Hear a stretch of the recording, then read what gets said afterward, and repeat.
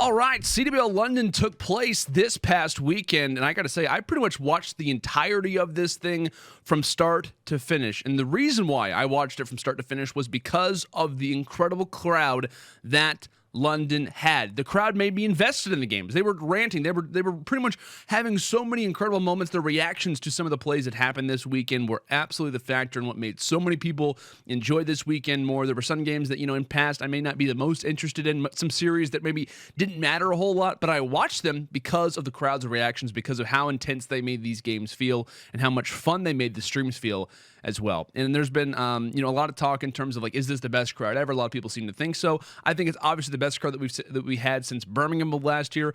And I got to say, ESWC 2015, a lot of people sleep on the French, right? A lot of people kind of sleep on that French crowd that happened back in Advanced Warfare. That's an incredible crowd as well. Actually, you can kind of argue back and forth in terms of which one was the best. I'll probably go with the London crowd, but ESWC 2015. They're right there, man. Those are some very passionate fans that we have in EU. And there's been a lot of talk on Twitter after London had taken place, and people have been discussing and saying, hey, maybe we should have champs here next year. And I got to say, logistically, does it make sense?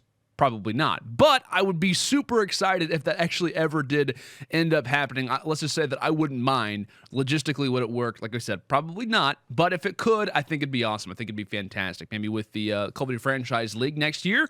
Who knows? Maybe within a few years, champs could possibly be in Europe. Let's go and talk about who exactly won CWL London. Obviously, it is the Thieves. Obviously, 100 Thieves ended up closing out this tournament in a very impressive fashion. Let's go over a few of their stats, actually, because these are super impressive as well. The Thieves went 19-9 in overall map count. 5 of those 9 losses, by the way, came in Search and Destroy. 16-4 in overall respawn map count, and 10-1 in the champs bracket. That's OG, E-United, Genji, all those teams that they faced off against. They had a 10-1 respawn map count record, which is super impressive. I cannot even begin to explain how crazy that is, how crazy of a stat that is when it comes down to the champs bracket. And in terms of 100 Thieves as well, they were also one team to kind of pull out what is known as the Quad AR setup, which consists of Kenny, Priesta, Slasher, and Octane.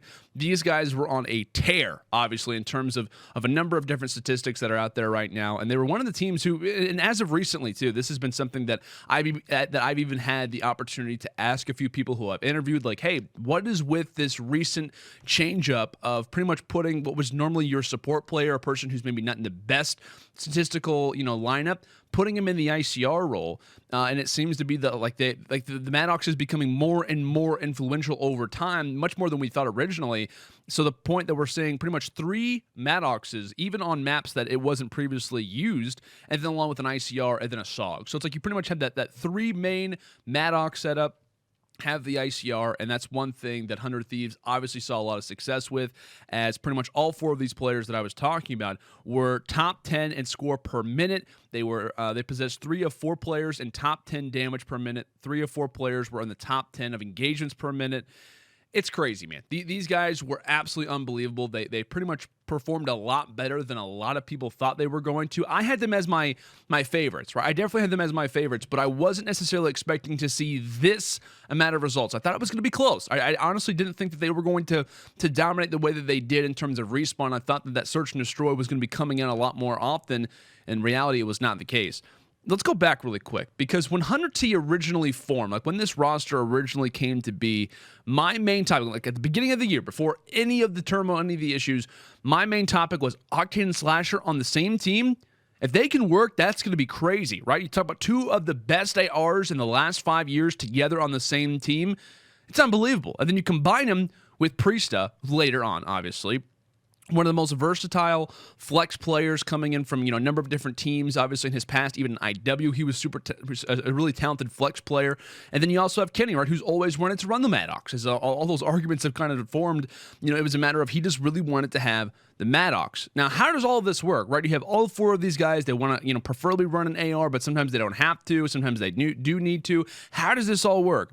And for me, the way that this team dominated, the way that 4AR setup was possible in the first place was all because of the guy who doesn't run one, which is Enable. Enable, for me, is the missing piece that not many teams have the opportunity to have, don't really have the opportunity to play with. An IGL support player who knows his role and also, when needed, can get the call up, right? There were times, and don't get me wrong, I remember that one hardpoint game where he started off super slow, by the way, had a ton of assists, by the way. But there were moments where he was flying out. He was dominating even in terms of the finals. He was having some really, really good moments. So it's a guy who knows his role. There were many times where we would go on his perspective, and he was baiting, and it was so clear as to what he was doing. He had no problem playing that objective-minded role set, knowing the players that he has behind him, knowing the talent that he has alongside of him, and even with that AR setup, right, those guys are going to be playing, obviously in terms of aggressiveness, they can be there, but for the most part, a Maddox is kind of meant to be that second entry. It's meant to be that follow-up along with the initial SOG, fights that obviously go down, and Abel had no problem doing that. He had no problem entering in, being that lead man, and obviously taking, in terms of a stat point of view, a little bit of a dip.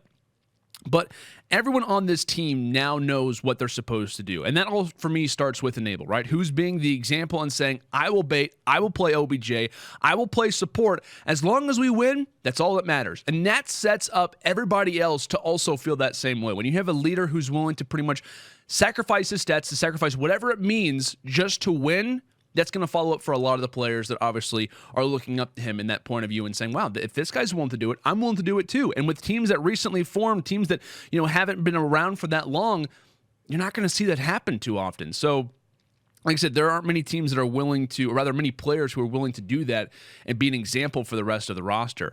And when this team, like we said, we're going kind of back to the origin story. When the team originally formed, it was a disaster, right? I mean, this team, when it originally came about, we were talking about where their game modes are all over the place. Like, how are they, playing super well in terms of control, but not hardpoint? They're search and destroy. Coming from last year, looked fantastic. All those players individually coming in, this team was not stellar and still isn't. But obviously they're still winning, so it doesn't matter. But they couldn't scrim without arguments. I mean, there were tons of Reddit posts and articles that were going out saying, is this team even going to work? Are they going to have to make some changes? Obviously they do, but they just weren't willing to listen to each other. They were simply a group of just 5 players that happened to be playing Call of Duty together. They were not a team as of this moment. And the reason why that is because this is a team that was full of egos. Kenny, MVP, Rookie of the Year, multiple-time champion in his return to Call of Duty. Slasher, by far one of the best ARs in the game last season, had some insane moments, right? He was leading the fray for Envy, went over to Rise Nation, won a few championships, and from a statistical point of view, by far one of the best players. Octane had a very solid year, won Birmingham, a top player, got the call up from one of the biggest organizations in the world, but was playing super well in terms of luminosity. But on the same end, all of these guys also had a chip on their shoulder coming into this team. They had something to prove. Octane joined OG as the replacement to the Dynasty. Went up in flames, right? Top 24 placement at Champs. Slasher, top 16 at Champs with an insane lineup, by far one of the favorites coming into that event.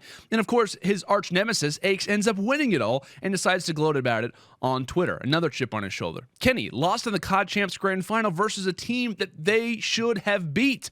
That was the team to do it. That was the team who was hot off a win coming into that event, and they didn't get it done either. So all those players, fantastic years, but the way that they closed it out, the way that they kind of summarized everything was pretty much having a chip on their shoulder that in their minds pretty much made the rest of it not irrelevant, but didn't make it matter as much.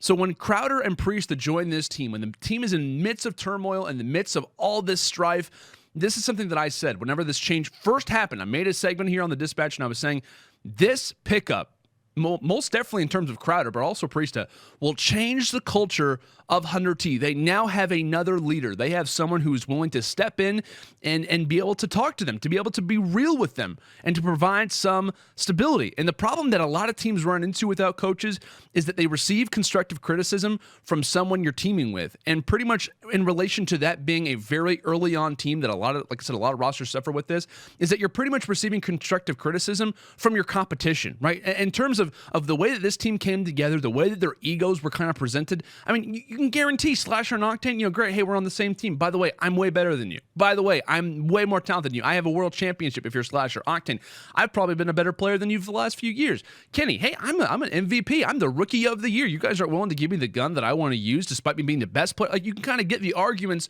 that we're forming, but a coach, in terms of how that constructive criticism was going, gets rid of that problem. It's someone who can give the final call and be a realistic point of view from the outside perspective, that these players know that they're going to get the even call. They know that they're going to get, pretty much treated fairly in these situations. And then you add Priesta, right, who's an easy to work with, can run anything type of player. You honestly couldn't have asked for a better pickup. Low maintenance and can pretty much work with anybody or anything. And since that pickup of Priesta and Crowder, Hunter T have gone on a 32-7 hardpoint map record, pretty much win rate, which is 82%. Phenomenal performance. And when you talk about facing off against, and competition nowadays in Call of Duty is so much more difficult than it previously was. Everybody knows that. It's about players that have kind of, exited out of the scene, that have been replaced now by new players. We talk about the amount of rookies that have kind of come in over the last few years. Dashy, Abizi, even recently Simp, right? I mean, all these guys are so talented. So the fact that they're able to do that versus lineups like Optic, versus Luminosity, E United, Genji, Heretic, Splice, etc., very impressive to have that, and for it to be so sudden as well. I mean, literally since they joined the team, that record has absolutely gone up. But for me, the most impressive thing at this win for London, or pretty much the most impressive thing about this 100T win in London, and the most scary for competition, is that they can get better, right? 100T can also improve on what they did in London. They have the minds to work on the strategy. They have the Slayers. That's the most important thing. They have the Slayers that can work on different comps. Slasher can run an ICR.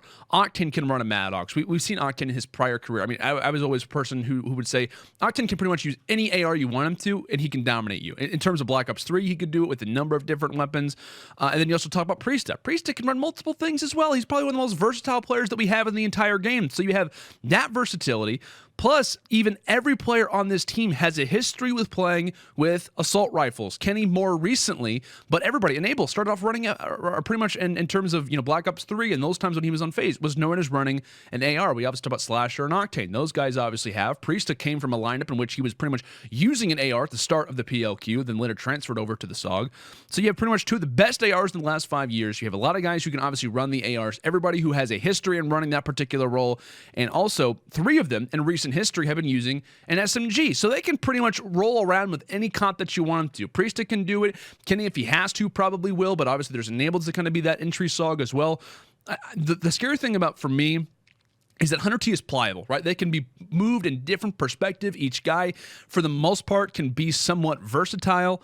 And I feel like while 100T were tested this event, there's no question about it, they were always ready. They were always ready for each matchup that came about. And, there was some slow games that players would have. There was times where Enable was really kind of dropping the ball. Well, you have all 4 Slayers who kind of came out there and showcased themselves. Priesta had some slow games. Octane would step up. Octane played incredible this weekend.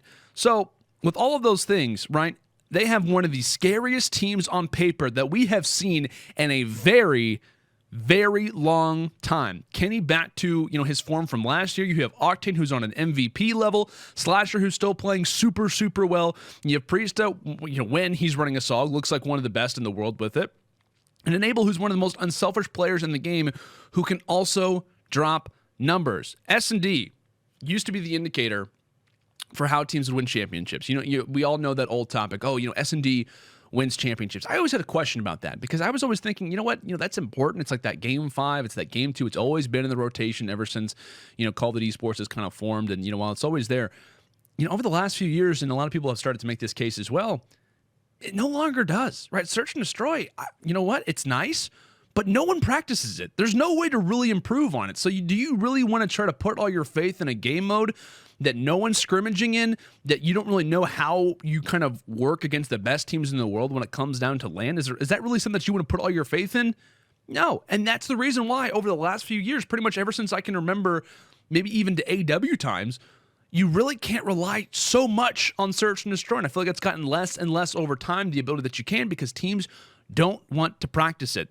There's pretty much no consistency that comes with being a solid search and destroy team because respawns outweigh that, right? Respawns outweigh search and destroy in that instance. So for me, S&D, it's nice, but it's not the game that you need to be the best at, to be the most consistent at, because teams don't practice it. There's no way to improve at it. So I think for me, 100T pretty much this weekend solidified what we all know in terms of how the game works now, is that, hey, It's all about the respawns. It's all about the slang. These guys proved out that that was the case. You put 4 Slayers together. Granted, it's not going to be easy, but you got to put the pieces around them that pretty much allow for that to be the case. You got 3 guys who had a lot of ego coming into this year. You can even throw Enable in there as well. A lot of guys with some ego. You throw a coaching staff around him. You throw, a very solid kind of group of an organization around them as well. You give them a good coach, and hey, it obviously worked. It's going to continue to work as well as long as they can kind of maintain that. And a quick little side note, obviously from CWL London, and I'll probably talk a little bit more about these topics maybe in future segments, but I liked what I saw from OG. I don't think that they're there yet.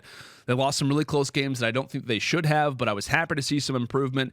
And let's talk about E United really quick, right? They looked incredible. Simp, without question, automatically now, Rookie of the Year, front runner, even you could argue at times, MVP front runner. I mean, he was without question. If Octane didn't win this event, if Hunter T did not win CWL London, it was without question going to be Simp in his very first event, his first major event of his entire career. And like I said, this kid Simp, he's something special. He absolutely is. From the snipes that we saw in Search and Destroy, from the consistency that we saw him play with in respawns, I don't think he went, at least heading into the grand final, I don't think he was negative in any Search and Destroy that he had played up in this week, or that he had played in this weekend. I think he, at least heading into finals, he had yet to go negative in Search and Destroy, which is unbelievable. So to see him go big on that main stage, it showed us why we had been waiting for so long on the Prodigy. We had been waiting so long on him to finally make his debut, and it was without question worth it. United, for me, I think, have a really solid core, and I think that they're one solid piece away from being at the overall top, but kind of contending with, maybe Hunter T in the future, if OG can kind of maybe start to bring things back, and depending on what lineups that are going to change up, because we know that there are going to be some that change up after this next Pro League run. But I think that they could be a very solid team if they continue what they're doing. And like I said, Simpman, 1.41 overall KD, truly unreal. But congratulations to Hunter T, obviously, for winning their first championship as an organization at CWL London. And like what I tweeted, many, many more championships to come.